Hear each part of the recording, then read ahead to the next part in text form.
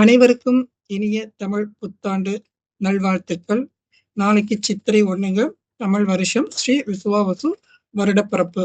சரிங்களா? உங்கள் அனைவருக்கும் என்னுடைய மனமார்ந்த தமிழ் புத்தாண்டு நல்வாழ்த்துக்கள். இன்னைக்கு பார்க்க போற பதிவு என்னன்னா, நாளைக்கு தமிழ் வருஷம் பிறக்குது இல்லைங்களா? அதுக்கு நம்ம காலையில, அதாவது எங்க அம்மா எனக்கு சொல்லிக் கொடுத்தது. அத நாளைக்கு காலையில எழுந்த உடனே அத நம்ம பண்ணணும் அப்படின்னா, அந்த வருஷம் முழுக்க நாம செல்வ செழிப்போடு சீரும் சிறப்புமா, ஆரோக்கியமா, நிம்மதியா நமக்கு என்ன தேவையோ அனைத்து வளங்களையும் நமக்கு கிடைக்கும் அப்படிங்கிற நம்பிக்கையில இது பண்ணணும் அப்படின்னு சொல்லுவாங்க. இதை நான் காலங்காலமா ஃபாலோ பண்ணிட்டு இருக்கேன். அதுதான் உங்களுக்கு சொல்ல போறேன். வாங்க வீடியோக்குள்ள போலாம். வீடியோவை ஸ்கிப் பண்ணாம முழுசா பாருங்க. அப்பதான் என்ன சொல்ல வரேன் அப்படிங்கிறது உங்களுக்கு புரிய வரும்.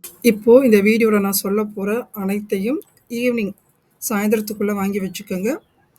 அதுக்கப்புறம் அதை ஃபுல்லாகவே நைட்டு நம்ம ரெடி பண்ணி வச்சு நம்ம பெட்ரூமில் வச்சிடணும். இல்லை சாமி ரூமில் வச்சாலும் சரி. நாங்கள் எப்பொழுதுமே சாமி ரூமில் தான் வைப்போம். சாமி ரூமில் வச்சுட்டாலும் சரி, இல்லை பெட்ரூமில் வச்சுட்டாலும் சரி. அதுக்கு என்னென்ன தேவையான பொருட்கள் அப்படின்னு வாங்க பார்த்துடலாம். ஃபஸ்ட்டு முக்கணிகள் வாங்கி வச்சுக்கணும். முக்கணிகள் என்னென்னு பார்த்தீங்கன்னா, மா, பலா, வாழை. சரிங்களா? இந்த முக்கணிகள் வாங்கி வச்சுக்கோங்க. கிடைக்கலனா ஏதோ ஒரு பழங்களை வாங்கி வச்சுக்கோங்க. கண்டிப்பாக இது சீசன் கிடைக்கும். முடிஞ்ச அளவுக்கு முக்கணியை வாங்கி வச்சுக்க பழகிக்கோங்க. அடுத்து வெத்தலை பாக்கு. எந்த ஒரு பூஜை பண்ணனாலும் வெத்தலை பாக்கு கண்டிப்பாக வைக்கணும். அதை ரெடி பண்ணி வச்சுக்கோங்க.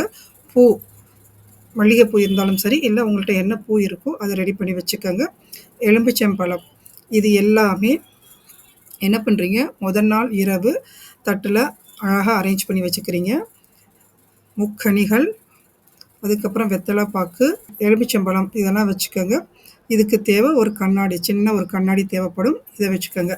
அது கூட நம்ம கையில் இருக்க அமௌண்ட்டு, பணம் எவ்வளோ இருந்தாலும் சரி அந்த பணத்தை வச்சுக்கலாம். நகை இருந்தாலும் வச்சுக்கலாம். இல்லை வெள்ளி பொருட்கள் எது இருக்கோ, வெள்ளியில் செயினோ காயினோ எது வச்சுருந்தாலும் அதை எடுத்து வச்சுக்கலாம். நம்மள்கிட்ட சின்னதாக என்ன இருக்கோ அதை வச்சுக்கலாம். இது எல்லாத்தையுமே முதல் நாள் இரவு நம்ம ஒரு தாம்பூலத்தட்டில் எல்லாம் அழகாக அரேஞ்ச் பண்ணி வச்சுக்கிட்டு அதை நம்ம பெட்ரூமில் வச்சிடலாம். இல்லை பூஜை அறையில் வச்சிடலாம். காலையில் தூங்கி எந்திரிச்சிடறோம். தூங்கி எழுந்த உடனேயே காலையில் நம்ம தட்டில் வச்சுருக்கோம் பார்த்தீங்களா, அத்தனை பொருளும் கண்ணாடி வழியாக பார்க்கணும். கண்ணாடி வழியாக நம்ம வச்சிருக்கிற முக்கணிகள், வெத்தலை பாக்கு, பணம், நகை இது எல்லாம் கண்ணாடி வழியாக பார்த்துட்டு தான் நம்ம மற்றவங்கள பார்க்கணும்னு சொல்லுவாங்க. நாளைக்கு இந்த தமிழ் வருஷத்துல இப்படி பண்ணணும் அப்படின்னா அந்த வருஷம் முழுக்க நம்ம குறைவில்லா செல்வம், ஆரோக்கியம், ஆயுள் எல்லாத்தோட வாழலாம் அப்படின்னு சொல்லுவாங்க. சரிங்களா? இது காலையில பண்ணிருங்க. அதுக்கப்புறம் உங்களுடைய ரொட்டீன் ஒர்க்கை பண்ணிக்கலாம்.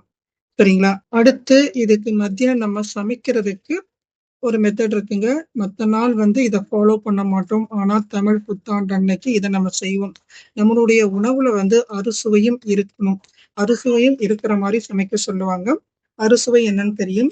இனிப்பு, புளிப்பு, கசப்பு, உப்பு, துவர்ப்பு, கார்ப்பு இது எல்லாமே நம்ம அந்த உணவுல இருக்கணும் அப்படின்னு சொல்லுவாங்க. கசப்புக்கு என்ன பண்ணணும், நாங்க என்ன பண்ணுவோம் அப்படின்னா, இந்த சீசன் வேப்பம்பூ இருக்கும். இந்த சீசன்ல வேப்பம்பூ கண்டிப்பா கிடைக்கும். வேப்பம்பூவை ஒரு கொத்து பறிச்சு நல்லா கழுவிட்டு சாம்பார்லயோ இல்ல ரசத்துலயோ எங்க அம்மா சேர்த்துருவாங்க. அதைத்தான் நானும் செய்வேன். அதே மாதிரி இனிப்புக்கு சின்னதா ஒரு வெள்ளை கட்டியை தூக்கி ரசத்துல போட்டுட்டோம் அப்படின்னா இனிப்பு சுவையும் நமக்கு கிடைச்சிரும். அடுத்து அபிஜித் நேரத்துல சின்னதா ஒரு விளக்கேத்தி பிரார்த்தனை பண்ணிக்கலாம். அபிஜித் நேரம் உச்சிக்கால பூஜைன்னு சொல்லுவாங்க. கோயிலெல்லாம் உச்சிக்கால பூஜை 12 மணிக்கு பண்ணுவாங்க.